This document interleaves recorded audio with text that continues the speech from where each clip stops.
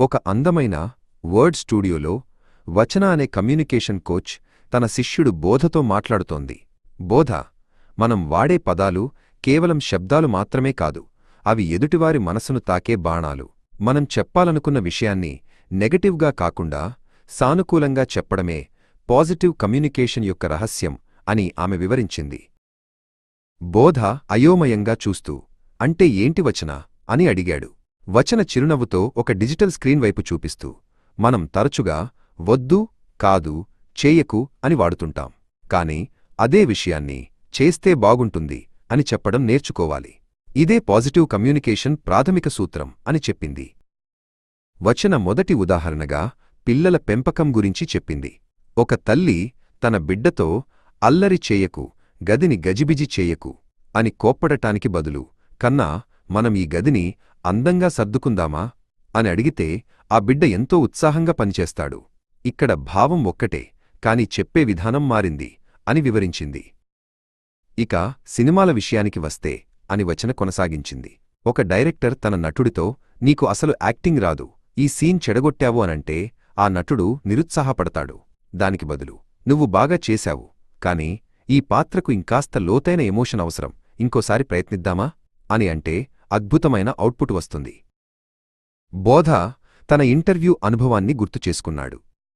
అవును వచన, ఒక ఇంటర్వ్యూలో నన్నొక సాఫ్ట్వేర్ గురించి అడిగినప్పుడు నాకు అది తెలియదు అని చెప్పాను. దానికంటే నాకు ఆ సాఫ్ట్వేర్పై అవగాహన తక్కువ, కాని నేను దాన్ని చాలా వేగంగా నేర్చుకోగలను అని చెప్పి ఉంటే బాగుండేది కదా అని అన్నాడు.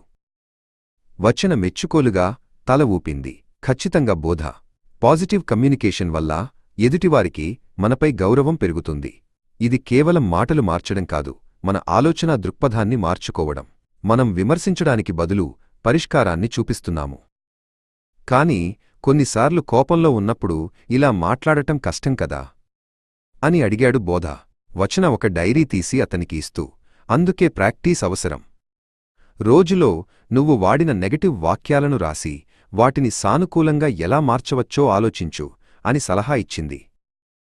బోధ తన డైరీలో రాసుకున్నాడు, నువ్వు ఆలస్యంగా వచ్చావు అనే బదులు, నువ్వు త్వరగా వస్తే మనం ఎక్కువ సమయం గడపవచ్చు అని అనాలి.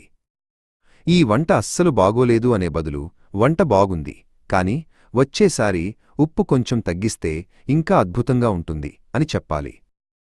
చూశావా బోధ, పాజిటివ్ కమ్యూనికేషన్ అనేది ఒక మ్యాజిక్ లాంటిది. ఇది విరిగిన బంధాలను కలుపుతుంది, ఆత్మవిశ్వాసాన్ని పెంచుతుంది, మరియు సమాజంలో ఒక సానుకూల మార్పును తెస్తుంది అని వచన ముగించింది. బోధ ఇప్పుడు తన మాటల శక్తిని పూర్తిగా అర్థం చేసుకున్నాడు. ఆ రోజు నుండి బోధ ఎక్కడికి వెళ్ళినా తన మాటలతో అందర్నీ ఆకట్టుకోవడం మొదలుపెట్టాడు. వచన నేర్పిన ఈ పాఠం అతని జీవితాన్నే మార్చేసింది. మాట తీరు బాగుంటే లోకం మొత్తం మనకు స్నేహితురాలిగా మారుతుందని అతను తెలుసుకున్నాడు.